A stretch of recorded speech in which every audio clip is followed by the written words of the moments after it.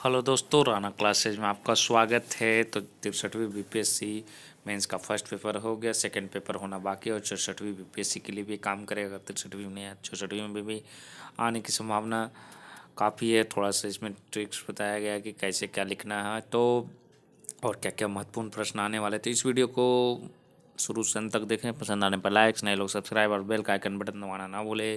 तो परीक्षा 3 घंटे की होती है, पूर्णांक 300। दोनों खंड में आपको 3-3 प्रश्न करने होते हैं। फर्स्ट और सेकंड में। थर्ड में आपको 2 क्वेश्चन रहेंगे, तो 8 क्वेश्चन लिखने के रहेंगे, आप देख सकते हैं।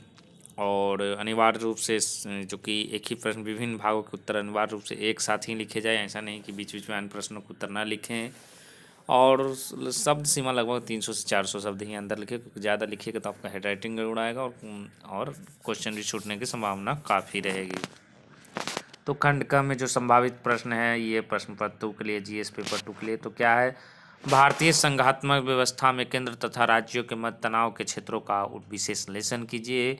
वर्तमान समय में संघीय सरकार तथा बिहार राज्य के मध्य संबंधों का वर्णन कीजिए। मतलब क्या हो गया कि संघात्मक व्यवस्था में दोनों के बीच आजकल तनाव दिख रहे हैं, वो करंट में देना है। और संघीय सरकार तथा बिहार के मध्य संबंध जो बना हुआ, अभी तो वर्तमान समय में बना हुआ है क्योंकि सरकारें सेम है, तो इसका वर्णन करना है। फिर दूसरा है, सामान्य परिस्थिति में राज्यपाल संवैधानिक कार्यपालक के रूप में कार्य करता है, किंतु संवैधानिक संकट की स्थिति में वह एक शक्तिशाली और प्रभावी कार्यपालक हो सकता है। फिर भी भारतीय राजनीति में राज्यपाल पद पर हमेशा विवादास्पद रहा है।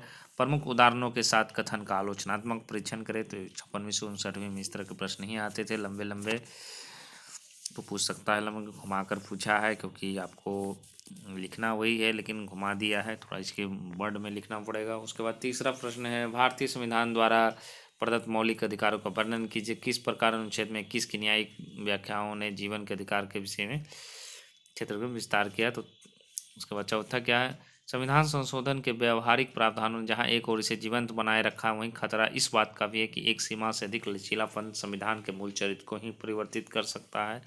आलोचनात्मक परीक्षण कीजिए। तो ये सब ऐसे क्वेश्चन होते हैं कि आपको हर पार्ट पर ध्यान देना, और मेन है जो कि थीम समझना पड़ता है। ऐसा नहीं कि ऐसे मतलब इनके संविधान संशोधन के जो जीवंत बनाए रखा और लचीलापन, इसके बारे में लिखना है। यानी कि सारे संविधान संशोधन को उतना, और करंट में जो उदाहरण है उन्हीं के लिखना है, तो इससे नंबर ज़्यादा हो जाएंगे। 5वां प्रश्न है, आरक्षण का मुद्दा राजनीतिक दलों को वोट बैंकों के दृढ़ीकरण के अतिरिक्त कुछ नहीं, शोषित वर्ग को सामाजिक न्याय प्रदान करवाने के लिए आरक्षण के अतिरिक्त आप क्या तरीके सुझाएंगे।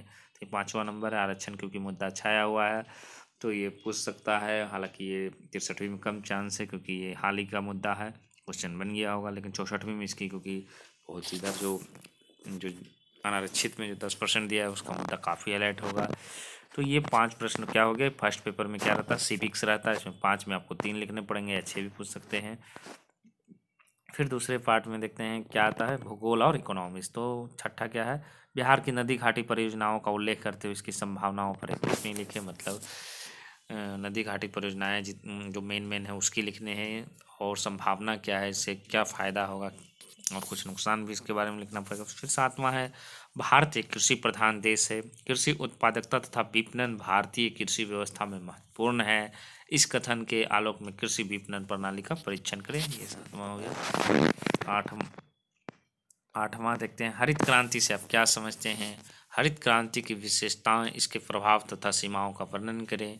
प्रथम हरित क्रांति ने खाद्य समस्याओं के समाधान के साथ साथ जिन समस्याओं को जन्म दिया है उसे द्वितीय हरित क्रांति के माध्यम से किस प्रकार दूर किया जा सकता है। ये 8वां हो गया। 9वां प्रश्न क्या है, पर्यावरण संरक्षण तथा सतत विकास में क्या संबंध है। भारत में आर्थिक समृद्धि तथा पर्यावरण क्षरण एक संक्षिप्त टिप्पणी लिखिए। 10वां है, भारत जननांकी लाभांश की स्थिति में है, इसके बावजूद अभी वैश्विक युवा विकास सूचकांक में भारत का निम्नतर स्थान है। इस संदर्भ में कौशल विकास कार्यक्रम तथा अन्य युवा विकास की बुनियादी व्यवस्थाओं का मूल्यांकन का वर्णन करना। तो ये इकोनॉमिक्स और भूगोल के खंड ख हो गए।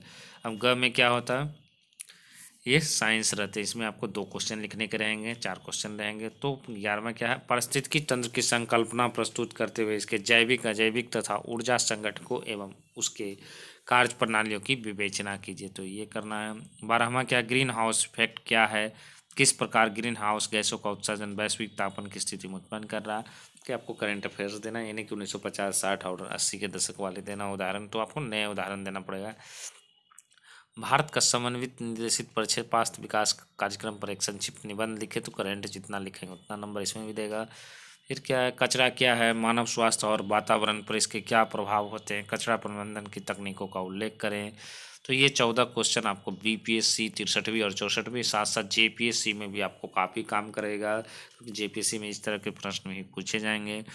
तो ये काफ़ी इम्पोर्टेंट है, यानी कि जेपीएससी में नहीं आएगा, इस तरह के ही क्वेश्चन आएंगे, खाली बिहार स्पेशल है उसको छोड़कर। तो ये 63वीं में भी इसके कुछ क्वेश्चन आ सकते हैं, और नहीं आए तो 64वीं में भी इसके काफ़ी संभावना बनी रहेगी।